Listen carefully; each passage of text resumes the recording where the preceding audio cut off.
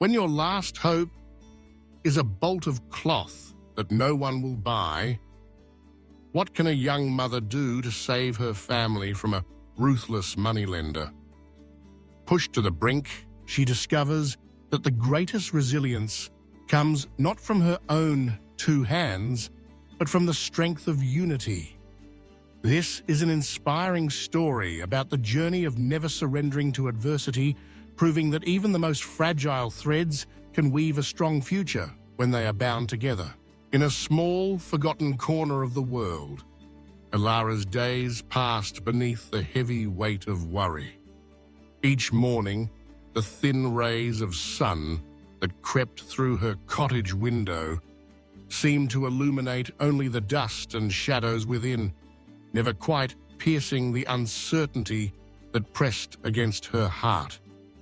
The old loom in the corner, once the pride of her mother-in-law, stood silent and shrouded in cobwebs.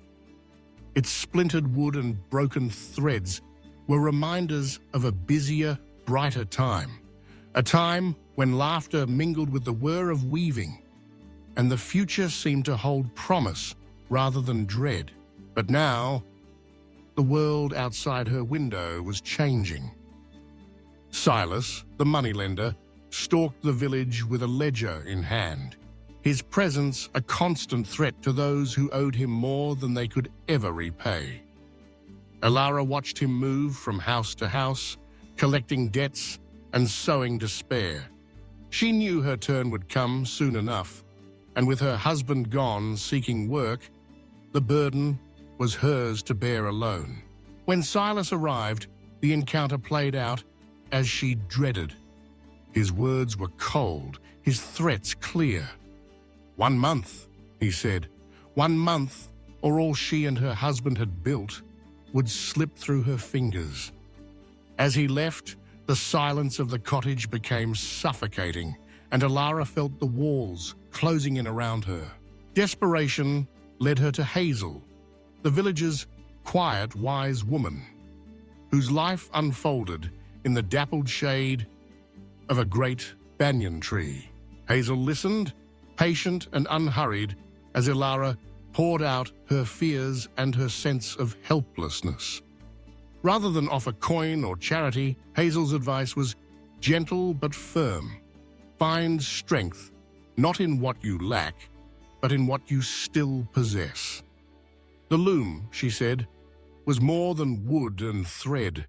It was a memory, a skill, a piece of Elara's own story waiting to be reclaimed. Hope, at first, was a fragile thing, barely more than the whisper of an idea. Yet it was enough.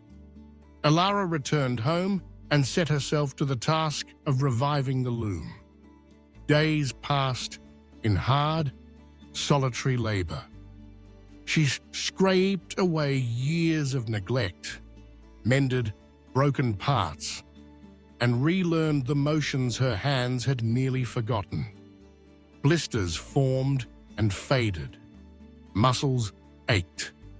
But slowly, the loom began to sing again, its steady clack a quiet anthem of determination. The first finished cloth was plain, yet to Elara it was more precious than gold. With trembling hands and a hopeful heart, she took it to the market. But the village was poor, and her effort was met with kind smiles and empty hands. The disappointment stung, and for a moment, the darkness threatened to swallow her once again. But Hazel's words echoed in her mind, and Elara realized she was not alone in her struggle. With newfound resolve, she began to visit her neighbors, speaking not only of hardship, but of possibility. She found others, women whose skills lay dormant, whose spirits had been dulled by the same grinding poverty. Some were hesitant, but Elara's conviction was infectious.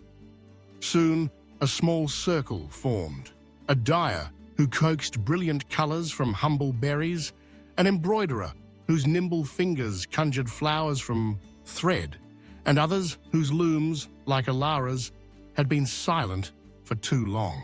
Together, their hands transformed raw materials into something greater, a tapestry rich with color and meaning, each stitch a testament to resilience and cooperation.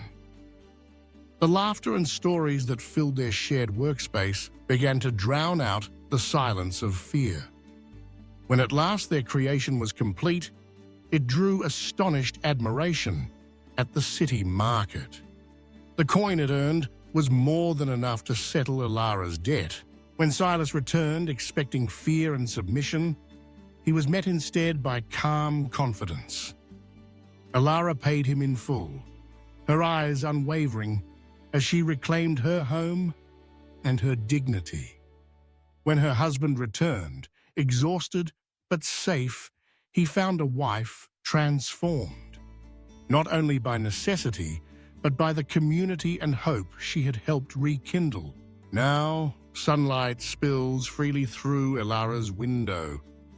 The loom is no longer a relic, but a living symbol of the village's rebirth. From every open door and window comes the gentle music of weaving, voices raised in laughter and song. The threads they spin together bind not just fibers, but hearts and futures. A tapestry of hope, woven anew each day. We all have our own loom to mend. If this story of willpower and hope touched your heart, subscribe to our channel so you don't miss out on more inspiring content. Join us in spreading positive messages and discovering the hidden strength within all of us. Don't forget to hit the bell for notifications.